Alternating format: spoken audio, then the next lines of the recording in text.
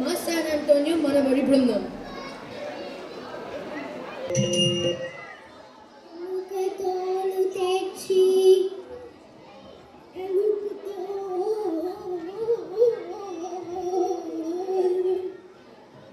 ఏమిట్రా పొద్దునే మొదలు పెట్టాలి? ఏం లేదమ్మా, మనబడి తెలుగు పద్యాలు నేర్చుకుంటున్నాము. అది హడావిడి. చూడన్నా, అన్నయ్య నన్ను ఏపిస్తున్నాడు.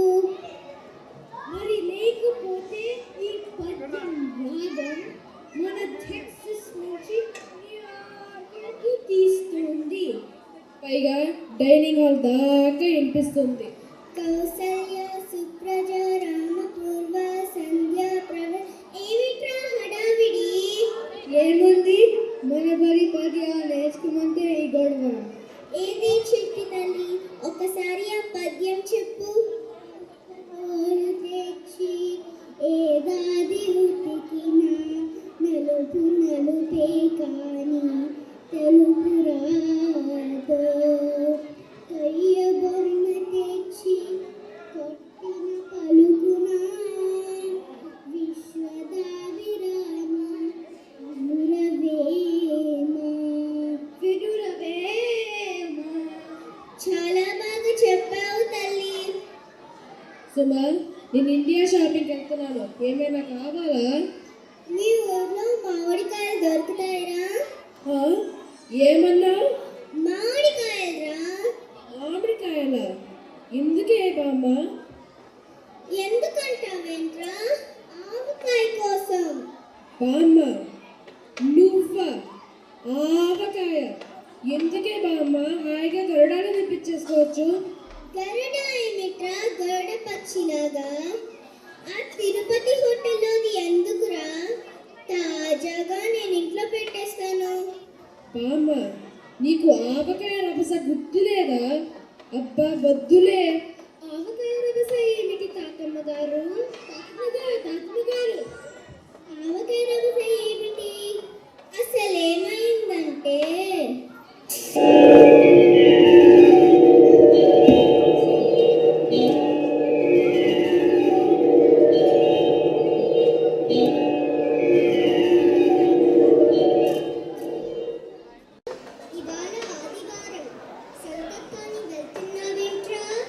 ఓ, ఆదివారమా? అవును, వెళ్తున్నాను. అయితే మంచి మామిడికాయలేది తెస్తావేంటి? ఆవకాయ పెడదాం. ఓ 100 తీసుకురా. 100 కాయలా? అవును, 100 కాయలు. ఇదిగో, బాగా పీచుండాలి, పుల్లగా ఉండి గట్టి కాయలు తీసుకురా. ఇంకా ఏమన్నా మిగిలాయా నీ కోరికలు? బొంగినపల్లి కంటే. సరే సరే, వెళ్తున్నాను. అబ్బాయి వచ్చే లోపల ఆవాలు కారం అన్నీ తయారు చేద్దాం. పిల్లలు, మీరు కాస్త బయటికి వెళ్ళి ఆడుకోండి. కారం అవి కళ్ళు మండుతాయి. ఓ అలాగే.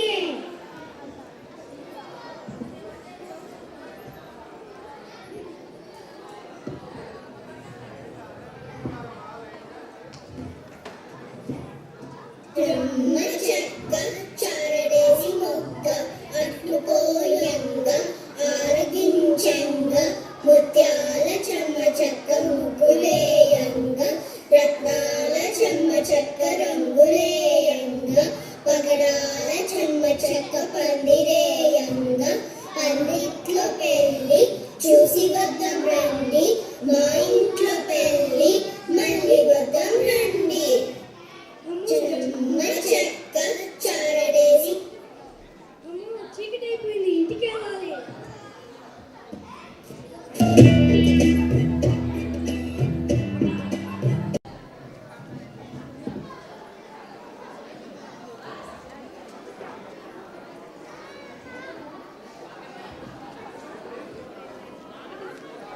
ఆవకాయ తీసుకొస్తాను, ఉండండి. రుచి చూద్దరు గాని. అవును, గుత్తావకాయ ముద్దపప్పు చేశారా లేదా? అవును, చేశాము.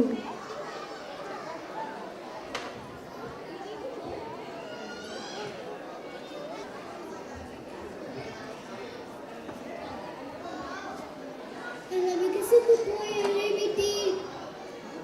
ఏమిటి అన్నీ సరిగ్గా సరిపోయాయా?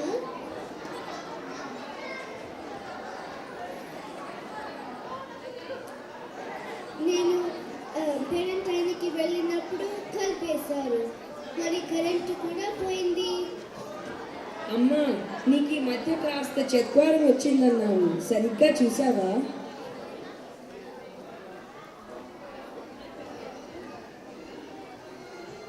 అసలు నూనె వేసావా ఇందులో? గుడ్లు నువ్వుల నూనె డబ్బా ఉంది కదా, అదే వేశాను.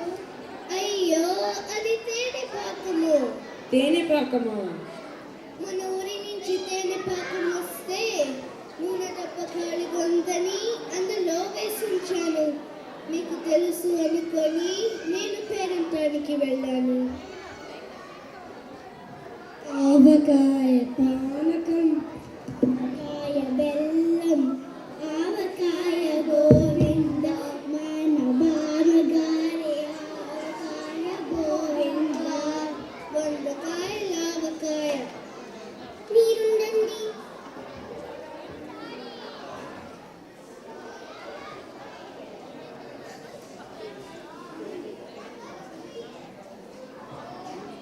పోనీలే అమ్మా, మామిడికాయలు మళ్ళా తెద్దాంలే, కంగారు పడుకు. ముందు కళ్ళజోడికి వెళ్దాం పద.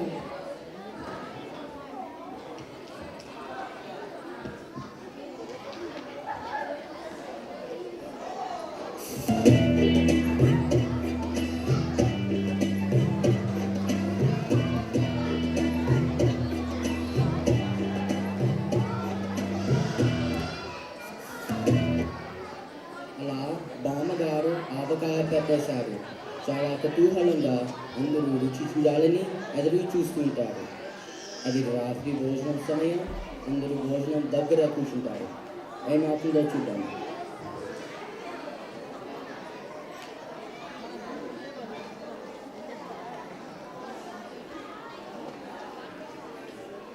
ఏమిటి బామ్మ అలా ఆవకాయ గింజల్లో సర్దేస్తున్నావు? ఒరే సుబ్బు, చిట్టి తల్లి, మీరు వెళ్ళి ఈ ఆవకాయ పక్కింటి పిన్ని గారికి, ఎదురింటి కాంతమ్మ గారికి, అందరిళ్ళకి వెళ్ళి ఇచ్చి, మా బామ్మగారు ఒక కొత్త రకమైన ఆవకాయ పెట్టారు, మిమ్మల్ని రుచి చూడమన్నారు అని ఇచ్చిరండి. ఒరే బాబ్జీ, దుర్గాకై రండి.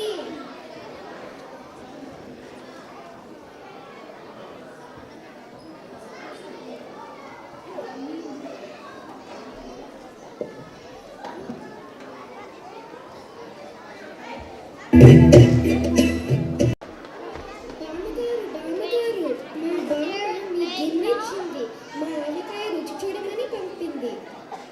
అక్కడ టేబుల్ మీద పెట్టమ్మా. కాకుమగారు, మా బామ్మ మీ ఆవకాయ చాలా బాగుంది, మా ఆవకాయ రుచి చూడమని పంపింది. అక్కడ టేబుల్ మీద పెట్టు బాబు. బామ్మగారు, నా అమ్మ కూడా మా ఆవకాయ రుచి చూడమని పంపింది. అక్కడ టేబుల్ మీద పెట్టమ్మా. మా ఆవకాయ రుచి చూడమని పంపింది. అక్కడ టేబుల్ మీద పెట్టు బాబు.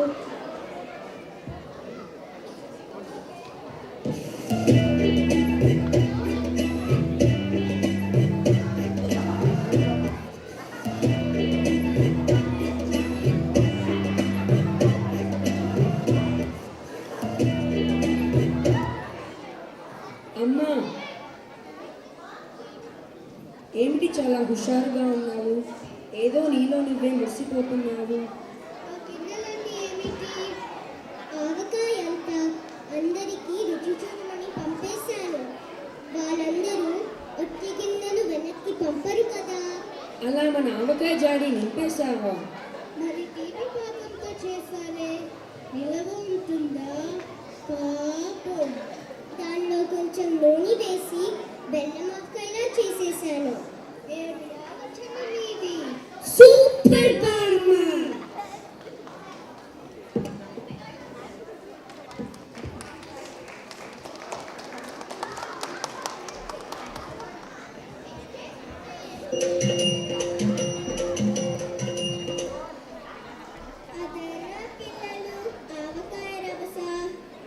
బామ్మ ఇక్కడ ఆవకాయ గిన్నెలు పంపితే అందులో 4 క్యాండీలు వేసి వెనక్కి పంపిస్తారు. గిన్నెలు వస్తాయో రావు కానీ ఆవకాయ